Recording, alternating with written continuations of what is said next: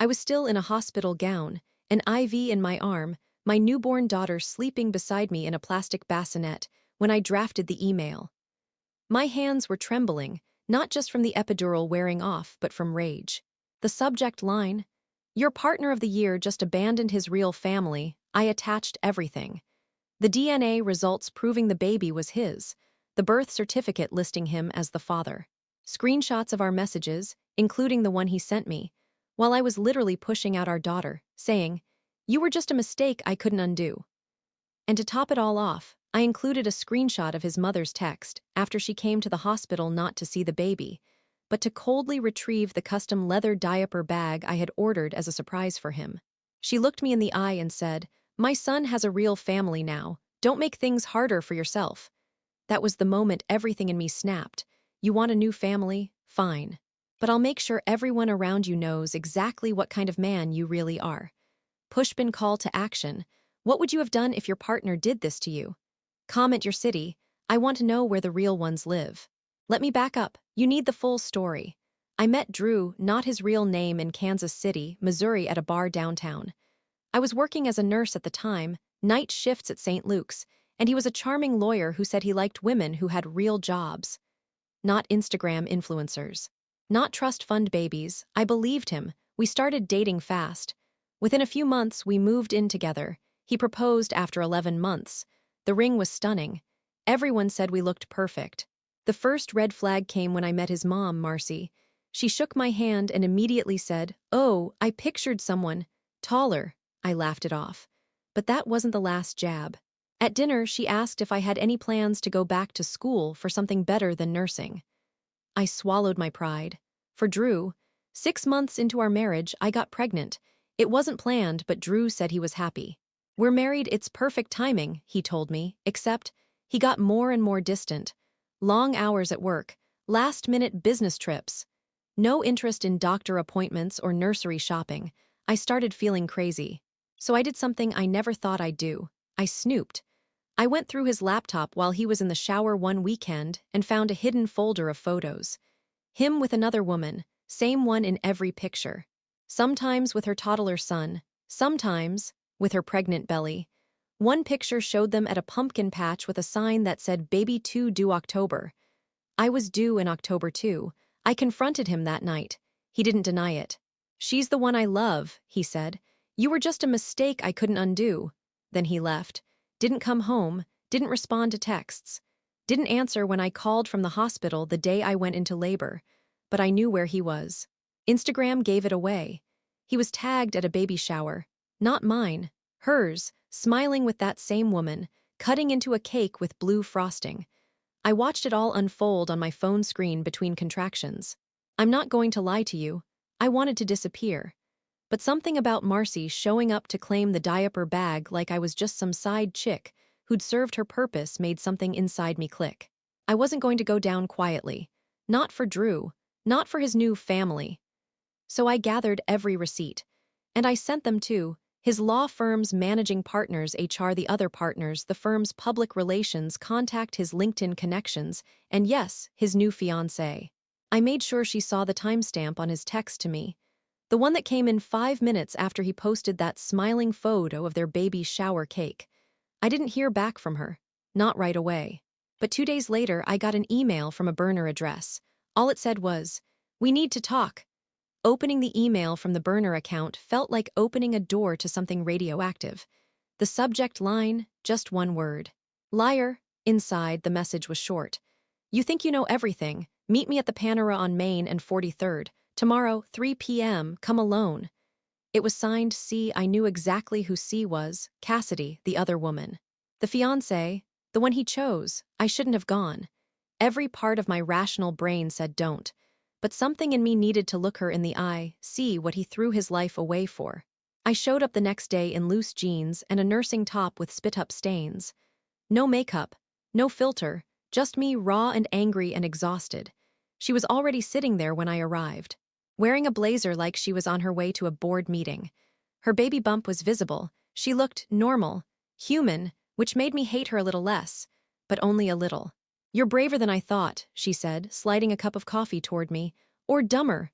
I didn't sit. "What do you want?" She looked around like she was making sure no one was recording. Then she pulled out her phone and placed it face down on the table. "I didn't know about you," she said flatly. "Not really. He said he had an ex who got weird after they split, that you were making things up. He swore you were just some one-night stand who was obsessed with him." My stomach turned. "We were married," she nodded. "Yeah, I know now." Then she turned the phone over, hit play on a voice recording. It was Drew. "She was never supposed to keep the baby. I offered to pay for it. Hell, I begged. She thought she could trap me with it. But don't worry, babe. Once it's born, I'll make sure she disappears." Cassidy paused the recording. "I found that last night, along with every other lie." Then she looked me straight in the eye and said, "I want to burn him down. You in?" I didn't answer right away. I needed to protect my daughter, and part of me still didn't trust Cassidy. How could I? She was part of the betrayal, whether she meant to be or not. But then she pulled out a prenup, hers and Drew's. She'd scanned it into her phone. "You see this clause," she said, tapping the screen. "It says if he's caught lying about prior children or marriages, I get everything. The house, the cars, half his current assets, and the wedding is off." I blinked. "Why would he sign that?" She smirked. "Because he thought he was invincible." We talked for 2 hours. I found out that not only was she pregnant again, but he had another woman before me, too. A girl he dated in college who supposedly moved away. But Cassidy found an old storage receipt in his name, with baby clothes inside. This man wasn't just a cheater. He was a serial manipulator, a walking con. We made a plan. Not just to expose him, but to take back everything. Step 1, blow up his professional life even more. Cassidy forwarded the audio recordings to the managing partners at his firm, along with a note that said, "As a woman, a client, and a former fiancé, this is the man representing your firm. I suggest you reconsider your values." The fallout was immediate. He was put on leave the same day. HR contacted me to ask if I'd be willing to clarify certain claims made regarding our employees' personal misconduct. I said yes. Happily, they scheduled a formal meeting. Step 2, kill the wedding. Cassidy went nuclear. She posted a now-viral TikTok with her face blurred, outlining the story of a perfect man who had a wife, a baby on the way, and an entire second life. She didn't say his name, but the comments figured it out fast. Within hours, her inbox blew up. Old college classmates, former coworkers, even his ex-girlfriend from law school, who said he once stole her positive pregnancy test and threw it in a lake.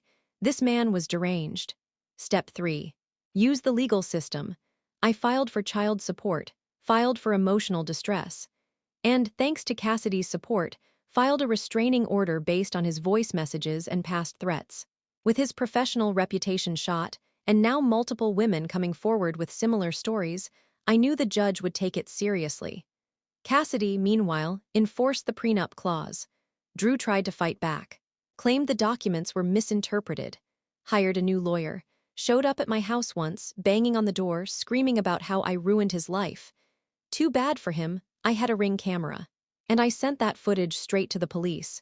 Here's the best part. Cassidy and I, we're friends now, not best friends. Not the kind that share clothes or go to brunch every weekend. But we co-parent our kids in peace. We check in. We share tips. We celebrate each other's wins. Because in the end, it wasn't just about revenge. It was about freedom, and making sure no woman ever falls for that man again. I waited until the dust settled. Until his law firm officially announced his departure for personal reasons. Until Cassidy had locked in her claim to his house, the one I helped decorate before I knew he was living a double life. Until my restraining order was fully processed and stamped by the county clerk's office. That's when I went for the final blow. See, there was one thing Drew still had. His image. He still had that smug, aw shucks reputation from college, a roster of LinkedIn endorsements, and a tight network of former professors, bar association friends, and golfing buddies from his exclusive men's club in St. George, Utah, where he grew up before moving to Kansas City. They still saw him as a polished, rising star who got canceled by a bitter ex. Until I mailed them a flash drive, over 40 of them. Every single one of his contacts, old mentors, and law school friends from University of Utah. Handwritten letters attached to each envelope. No threats, just the truth. Here's what I sent. The audio file of Drew admitting he offered to pay for me to abort our baby. screenshots of his timeline, how he overlapped relationships with at least 3 women, photos of our wedding, our apartment lease, and the hospital bracelet with his name listed as my emergency contact, a copy of his text saying, "You were just a mistake I couldn't undo," and a bonus photo of Cassidy holding her court-stamped prenup with the caption, "Thanks for the house." I sent the package to the St. George Country Club board. He was applying for membership, the Utah State Bar's Ethics Committee, his old law professor who wrote him a glowing letter of recommendation, and even to the podcast where he once gave an interview called The Power of Integrity in Law. The fallout. Even bigger than I expected. He was blackballed from 3 firms that were considering hiring him. The ethics board opened an investigation. That stupid podcast episode, removed, replaced with a new one titled, When Role Models Lie, How to Spot a Fraud. And his mother, oh, Marcy, she sent me a rage email that started with "You little snake" and ended with "You've destroyed my son's future." I forwarded it to the detective assigned to my case. And just when I thought it was over, I got a DM from a 4th woman. This one lived in Dallas, said she dated Drew on and off for years, and that he told her I was a cousin who got weirdly obsessed with him. She'd sent him $5,000 a year ago to help with legal bills when he said he was being harassed by an ex. I gave her the detective's contact info. She filed a fraud claim the next day. Turns out our boy might be looking at more than disbarment. So where is Drew now? Living in a short-term rental with no car, no job, no career, his credit shot, his reputation toast. No more secret fiancé, no more baby shower cakes, and no more control. And me, I've got my baby girl, a tribe of women I trust, and peace. I'm not saying I won, I'm saying I finished it. And for the first time in a long time, I'm just getting started. Let's rewind a bit, because while Drew was busy spiraling, I had one last ace up my sleeve. And trust me, this wasn't petty. This was strategic. See, while I was still pregnant, back before I even knew about Cassidy, I had signed a life insurance policy for Drew. One of those just-in-case policies married couples do for peace of mind. The kind where I was the primary beneficiary. It wasn't huge, but it was enough to raise some eyebrows, especially when paired with his forged signature on an amendment he filed with our accountant claiming I had opted to remove myself from the policy. Yeah, he forged it. I didn't even know until the accountant emailed me a confirmation copy months later. But once I had that in hand, plus the original policy with my name on it, it was federal fraud. I didn't go public with that, not at first. I went to his firm's internal legal team, told them what I had, offered them a choice. They could either cooperate with me and provide the emails Drew sent from his work address authorizing the change, which would clear their liability. Or I could go straight to the feds. Guess what they chose? Within 48 hours, I had everything I needed. Internal emails, timestamps, access logs. Drew had used his firm's notary, without her knowledge, to stamp the new beneficiary paperwork, which meant she could have lost her license if I hadn't intervened. I didn't want money. I wanted leverage. And I got it. Because that's what I took to Cassidy's civil lawyer. Together, we drafted a full complaint against Drew, combining fraudulent activity, emotional damages, negligent misrepresentation during a prenuptial negotiation, and forgery. Our demand that he surrender all remaining shared assets between himself and Cassidy, voluntarily, or face a civil suit that would air out every document. His response, a single-sentence email, "I'll sign whatever you want, just stop." So we did, but not before having him sign a non-disparagement agreement that bars him from mentioning my name or Cassidy's in any job interview, public statement, or legal filing ever again. One false move, and he pays $250,000 per violation. Let's see him weasel out of that one. And before you ask, yes, Cassidy still had her baby. A beautiful, healthy boy. She named him something strong. Unmistakable, and no, Drew's name isn't on the birth certificate. She said, why should he get the honor? I agreed. As for me, I started therapy, started running again, started writing not just stories like this but real essays. About betrayal, about power, about survival. A small publishing house out of Portland offered me a deal after one of my essays went viral. And last week, I signed a contract for my first book.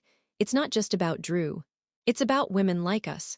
About how society treats women who are lied to, broken, and made to feel small, and how we can burn it all down and rebuild something stronger.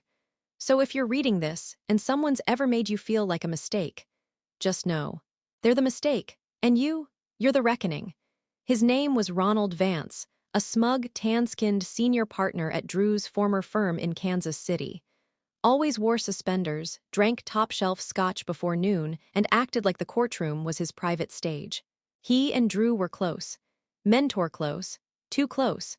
I first noticed something was off when I got a cease and desist letter 2 days after I emailed the firm those screenshots and recordings. It came from Ronald's personal email, not the firm's legal department. Weird, right? It accused me of libelous misconduct, revenge harassment, and trying to extort Drew using fabricated evidence. He gave me 48 hours to cease all defamation or face legal action. Only, I hadn't even gone public yet. Cassidy hadn't posted her TikTok, I hadn't gone viral. And the evidence I sent, it was airtight. So why was Ronald trying to muzzle me so fast? I did some digging.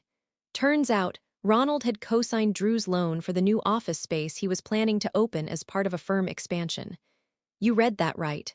$220,000 in Drew's name, with Ronald's signature as guarantor. If Drew went down, Ronald did too. So, I sent a polite response. Happy to stop pursuing the matter if Mr. Vance can confirm he was unaware of Drew's fraudulent relationship timeline and forged insurance documents. Otherwise, I'll assume he's aiding in concealment. No reply. Instead, Cassidy got served. A countersuit claiming emotional slander, defamation, and breach of private contract, filed by Drew but signed by Ronald. That's when Cassidy's lawyer stepped in. A woman named Monica Perez. And let me tell you, Monica didn't come to play. She filed an emergency hearing request and showed up armed. I mean boxes of evidence, exhibits labeled, timelines cross-verified with phone records, security footage, and metadata from emails. Monica laid it out to the judge, loud and clear, that Cassidy and I were being silenced, that Drew had knowingly lied during contract negotiations, and that Ronald had knowingly filed legal threats based on false claims to cover his own financial stake. The judge didn't even flinch. He ordered a temporary injunction barring Ronald or Drew from filing any legal action related to us until further review. Even better, a judicial ethics board launched a quiet inquiry into Ronald's history. You know what they found? 2 former female employees had filed harassment complaints, silenced with hush money. He'd also once been warned for forging a signature on a court document, but it was resolved internally. Not anymore. Ronald stepped down 2 weeks later. Drew's loan defaulted, their expansion canceled. The building now sits empty, lease sign still hanging in the window. And Monica, she offered Cassidy a part-time role helping other women file civil claims for domestic deception and coercive control. And guess who Cassidy referred as a writer for the firm's blog? Yep, me. So now we're building something bigger, not just revenge, a resource, a platform, a damn arsenal, for every woman who ever got gaslit into silence, for every mom left alone in a hospital room, for every girl who was told she was just a mistake. We're done being quiet. You want to know what hit the hardest? It wasn't the betrayal, not even the revenge, it was the letter. 3 months after the lawsuit dust settled. After Cassidy's baby was born. After Drew's name disappeared from every corner of the legal world, and Ronald's firm officially distanced themselves from both men, I got a certified envelope in the mail. No return address. Inside was a handwritten letter, folded 3 times. The paper was expensive. The kind of thick stock parchment that feels like it was meant for wedding vows or final words. It read, I thought about ending it. I had the bottle in my hand. But then I remembered your eyes, not hers, yours, because the way you looked at me when I said those words in the delivery room, that's when I knew you'd never let me forget it. You were never a mistake. You were the consequence. No name, no signature, but I knew it was from Drew, and I didn't cry, I didn't rage, I laughed, because for once in his selfish life he finally told the truth. I burned the letter that night, not out of anger, but to mark the end. I watched it curl into ash in my backyard fire pit, holding my daughter close to my chest while the baby monitor blinked softly behind me. And as the last bit of flame faded, I whispered, You don't get to haunt me. Since then, Cassidy and I launched a blog. We called it Second Draft. It's for women rewriting their stories. Whether they got blindsided, betrayed, abandoned, or worse. We feature guest posts, anonymous submissions, legal advice from Monica, a resources tab, and even a section called Receipt Hall where we let people anonymously post screenshots of the lies they believed before they knew the truth. The traffic's insane. We get emails daily from women in Denver, Atlanta, Boise, Tucson, each one saying the same thing. I thought I was the only one. You're not. We're everywhere now, and we're watching. So to every man out there still living a double life, you might be the storm, but we're the flood. And once we come through, nothing stays hidden.